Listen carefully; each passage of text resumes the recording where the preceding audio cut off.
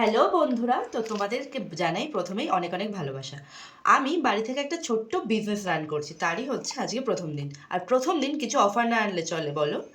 সামনেই তো যেহেতু বিয়ে সিজন চলছে, তো তাই ভাবলাম তোমাদের মাত্র যারা 5 জন আমার কাছে প্রথম অর্ডার করবে তারা পেয়ে যাবে 1000 টাকায় ফুল মেকআপ কম্বো। তো চলো দেখে নাও কি আছে।